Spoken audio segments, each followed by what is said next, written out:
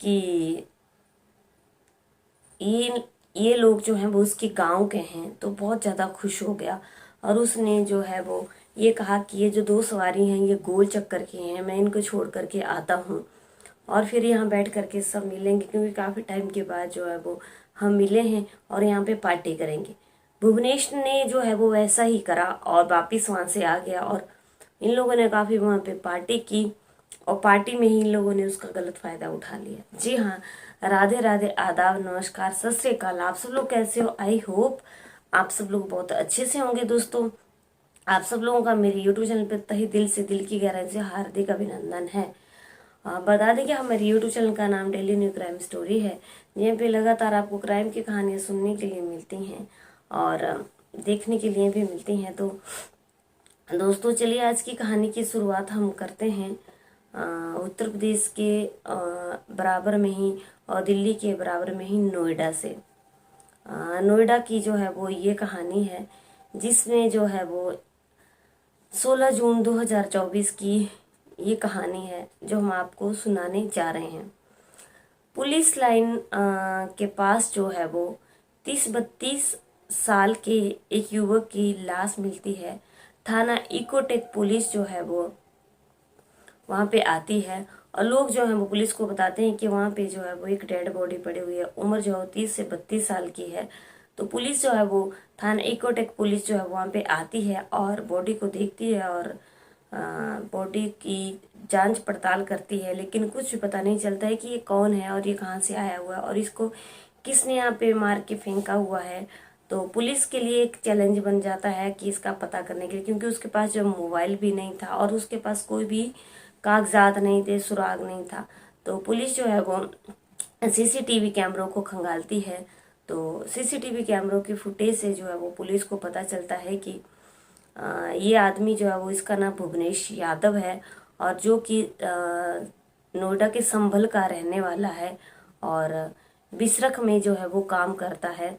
बिसरख में ये ऑटो चलाता है और एक ड्राइवर है और इसने जो है वो 5 साल पहले लव मैरिज की थी और इसके लव मैरिज करने के बाद जो है वो इसके ससुर काफ़ी परेशान थे, बिल्कुल भी खुश नहीं थे इसकी मैरिज से और इसे बहुत गंदी नज़र से उसको देखते थे, क्योंकि इसने भुवनेश ने जो है वो नंदरौली में अपने गांव का रहने वाला जो है वो, इनके ससुर का नाम बुद्ध सेन है, की बेटी को उन्होंने भगा दिया और भगा करके उसने जो है वो उससे शादी कर ली। अब ये जो इसका ससुर था बुद्ध सेन, इसे काफ़ी रंजिश रखने लगा था। अब होता क्या है कि ये जो इसका ससुर होता है ये नहीं चाहता है कि वो उसकी बेटी के साथ लगातार रहे। अब इसका ससुर जो है वो इसकी अपने गांव के जो हैं वो रहने वाले इसके अवधेश से हत्या की जो है वो बात करवाता है। अपना ही ससुर जो है वो अपने दामाद की हत्या करवाता है। 5 साल हो गए शादी को हुए, लेकिन जो ससुर है वो आज भी उससे अपने दामाद से रंजिश रख रहा है। अब बुद्ध सेन क्या करता है कि बुद्ध सेन का भाई जो है वो खड़ग सिंह गांव में रहता है और खड़ग सिंह से बात करता है कि उसे अपने दामाद को अपने रास्ते से किसी न किसी तरीके से हटाना है और मैं नहीं चाहता हूँ कि वो जिंदा रहे। अब क्या होता है कि जो उसका भाई होता है खड़ग सिंह और बुद्ध सेन दोनों आपस में मिल करके, इनके गांव का एक रहने वाला नीरज होता है, जिसका नाम नीरज उर्फ नीरेश भी होता है, से जो है वो ये अपने दामाद को मरवाने का जो है वो प्लान बनाते हैं। प्लान के जरिए जो है वो ये 10 लाख की उसको सुपारी देने की बात करते हैं और बताते हैं कि 10 लाख की जो है वो उसको सुपारी दी जाएगी, लेकिन थोड़े पैसे जो है वो पहले भी दे दिए जाएंगे। अब थोड़े पैसे पहले देने के लिए ये क्या करते हैं कि ये जो इसके नीरज होता है, नीरज के साथ जो है वो 3 लोग और भी होते हैं जो उसके सुपारी लेते हैं और उसके दामाद को मारने का प्लान बनाते हैं। ये क्या करते हैं कि 3 लाख के जो गहने होते हैं उनको एक ज्वेलर की दुकान पे रख देते हैं। एक हार होता है और इसमें 4 सोने की चूड़ियाँ होती हैं और एक सोने का हार होता है, जिनकी कीमत जो है वो 3 लाख होती है। अब जो इनका ससुर है बुधसेन, उनका कहना ये होता है कि जब वो उनके दामाद को मार देगा तो वो वहाँ से जो है वो ये गहने और ये हार जो है वो वहाँ से उठा लेंगे। तो उनको 3 लाख रुपए के बदले जो है वो ये ज्वेलरी शॉप से जो है वो मिल जाएगी। अब ये जो है वो नीरज उर्फ नीरेश और टिंडा भी होता है एक आदमी, ये लोग जो हैं वो उसका पीछा करते हैं, अपने काम पे लग जाते हैं। अब होता क्या है कि ये जो इनका दामाद होता है जिसका नाम होता है भुवनेश, ये भुवनेश को देखते देखते जो है वो नोएडा में आ जाते हैं। बिसरख में सारी जगह ढूंढते हैं, बोलेरो गाड़ी से आते हैं और उसको सारी जगह ढूंढते हैं जहाँ, क्योंकि उनको पता है कि वो ऑटो चलाता है और जहाँ पे वो ऑटो चलाता है उस ऑटो पे जो है वो उसको ढूंढते हैं। लेकिन ऑटो में जो है वो कहीं पर भी नहीं मिलता है। ये सारी जगह नोएडा के आसपास जहाँ पे टैक्सी स्टैंड है वहाँ पे जाते हैं और टैक्सी स्टैंड के पास जो है वो उसको देखते हैं कि कहीं ना कहीं भुवनेश का पता चलेगा, लेकिन भुवनेश का पता कहीं पर भी नहीं चलता है। वो सारा दिन भर ढूंढते रहते हैं। बाद में जो है वो घर को आ जाते हैं और बुधसेन को फ़ोन करके बता देते हैं कि जो उनका दामाद है अवधेश, वो बिल्कुल भी वहाँ पे नहीं मिलता है। अब क्या होता है कि ये फिर से अगले दिन फिर से उसको वहाँ पे ढूंढने लग जाते हैं। तो पता चलता है कि वो सूरज कुंड के पास जो है वो सवारी लेकर के गया हुआ है। तो ये सूरज कुंड के पास चले जाते हैं और सूरजपुर के पास चले जाते हैं और सूरजपुर के पास जो है वो इसको मिल जाते हैं। अब अवधेश को अपने गांव के लोग मिले हुए हैं, तो अवधेश जो है वो बहुत ज़्यादा खुश हो जाता है कि उसके गांव के लोग मिले हुए हैं और उनसे हाल चाल पूछता है। 2 लोग जो है वो पीछे बोलेरो गाड़ी में बैठे हुए होते हैं और अवधेश जो है वो अ, अवधेश जो है वो पीछे भुवनेश यादव जो है वो गाड़ी चला रहा होता है और अवधेश जो है वो पीछे बैठा हुआ होता है। अवधेश एक जो कि जिससे सुपारी की बात की होती है उसका नाम अवधेश है और उसके साथ उसका दोस्त नीरज होता है। अब नीरज जो है वो पीछे बैठा हुआ होता है और भुवनेश ऑटो चला रहा होता है। भुवनेश को बिल्कुल भी पता नहीं होता है कि उनके पीछे जो है उसकी मौत बैठी हुई है। अवधेश और नीरज उससे बात करते रहते हैं और उसके साथ जो है वो 2 ऑटो में और सवारियां होती हैं। तो ये ऑटो की सवारी जो है वो गोल चक्कर को छोड़ ATS गोल चक्कर की होती हैं। अब ये भुवनेश जो है वो उनसे बात करता है कि ये सवारी जो है वो ATS गोल चक्कर की है, तो उसको छोड़ने के लिए उनको जाना पड़ेगा और ये दोनों यहीं पे उतर जाएं और जब ये वापस आ जाएगा तो ये इनके साथ मिल जाएगा और फिर उसके बाद जो हम पार्टी करेंगे, क्योंकि काफ़ी टाइम के बाद लोग मिले हैं। तो ये उन सवारियों को छोड़ करके वापिस आ जाता है और आते इन दोनों को अवधेश को और नीरज को फ़ोन करता है कि तुम कहाँ पर हो, मैं आ गया हूँ। अब ये दोनों इसको वहीं पे मिल जाते हैं और ये नोएडा के पास बिसरख में जो है वो काफ़ी पार्टी करते हैं और वहाँ पे ठेके पे चले जाते हैं और वहाँ से एक अंग्रेजी बोतल ले लेते हैं और वहाँ पे बहुत ज़्यादा जो है वो भुवनेश को बहुत ज़्यादा शराब पिलाई जाती है और अवधेश तो बिल्कुल शराब पीता नहीं है, तो वो गाड़ी में ही बैठा होता है। अब ये लोग इसको इतनी शराब पिलाते हैं कि वो अपनी होश में बिल्कुल भी नहीं रहता है और उसे पता भी नहीं चलता है कि क्या हो रहा है क्या नहीं हो रहा है। अब उसको जब ला करके उसको फिर गाड़ी में बिठा दिया जाता है, ऑटो जो है वो ऑटो वहीं पे खड़ा रहता है।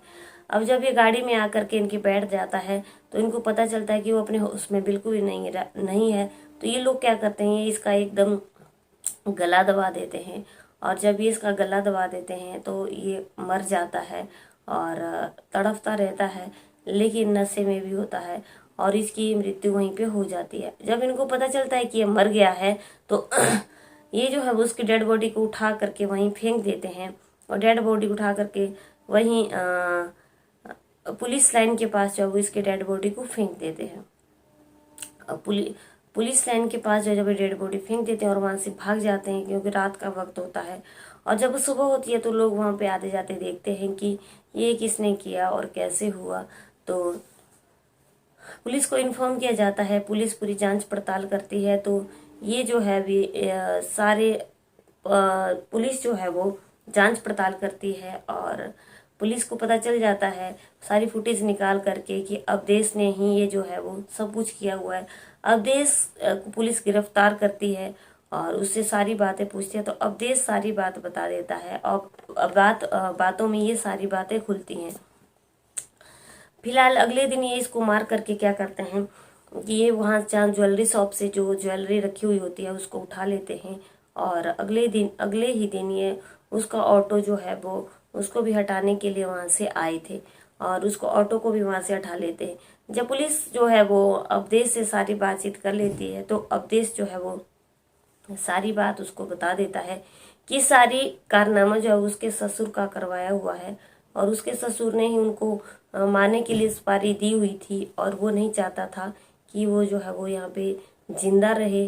वो उसके प्रेम विवाह से जो है वो काफ़ी परेशान था और वो अपने दामाद को जो है वो मरवा देना चाहता था। उसी ने जो है वो उसको मारने की सुपारी दी हुई थी।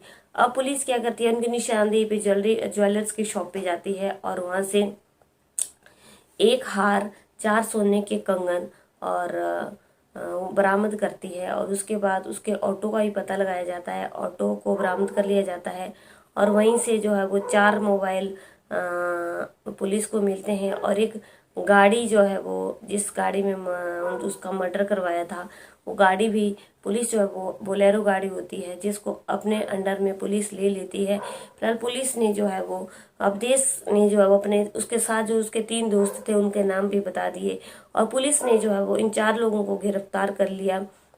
लेकिन जो उसका ससुर होता है, भुवनेश का जो ससुर होता है बुद्ध सेन, और जो उसका ससुर का भाई होता है खड़ग सिंह, फिलहाल वो जो है पुलिस की गिरफ्त से बाहर है।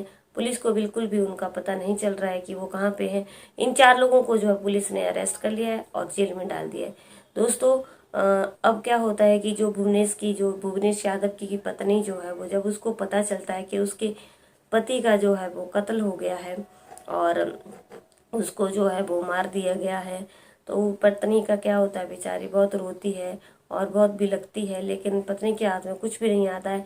पत्नी को क्या पता है कि उसके पिता ने ही उसके अपने दामाद की जो है वो जान ले ली है। अच्छी खासी उन लोगों की जिंदगी चल रही थी। दोस्तों ये जो सब कुछ हुआ बहुत ही गलत हुआ। अगर कोई अपनी मर्जी से शादी भी कर रहा है तो अब उनकी ज़िंदगी है, उनके साथ अच्छा होगा बुरा होगा उनको भुगतना है। अब उसके पिता ने जो है वो उसने अपनी शादी कर ली थी और वो अच्छी रह रही थी, तो पिता को अपने दिल में जो है उसके लिए रंजिश नहीं रखनी चाहिए थी। उसके पिता ने जो करवाया बहुत ही गलत करवाया और अभी जो है वो फरार चल रहा है। फिलहाल जो है वो दोस्तों आज की कहानी से हमें ये सीख मिलती है कि उनकी लड़की ने जो है वो घर से भाग करके शादी की हुई थी, वो भी एक बहुत गलत बात थी। लेकिन जब वो घर से चली गई, जब भाग भाग के चली गई तो सारी बातें ही खत्म हो गई। अब उसके पिता को भी ये समझ लेना चाहिए था कि वो उनकी बेटी जो है वो अब चली गई है, वो बेटी नहीं मानी है, तो पिता को अपने दामाद की हत्या नहीं करवानी चाहिए थी। कानून को अपने हाथ में नहीं लेना चाहिए दोस्तों। पुलिस के हाथ बहुत बड़े होते हैं और कानून को कभी भी अपने हाथों में मत लो। मेरा ये कहानी का उद्देश्य, सुनाने का उद्देश्य सिर्फ और सिर्फ आप लोगों को जागरूक सचेत करना था कि हमारे देश दुनिया में ऐसी ऐसी घटनाएं घटित हो रही हैं। अगर हमसे कोई भूल हो गई होगी तो मैं आप लोगों से हाथ जोड़ के माफ़ी मांगती हूँ। कल की कहानी में आप लोगों से फिर से मिलती हूँ, तब तक के बने रहिए मेरे चैनल पे। जय हिंद, जय भारत।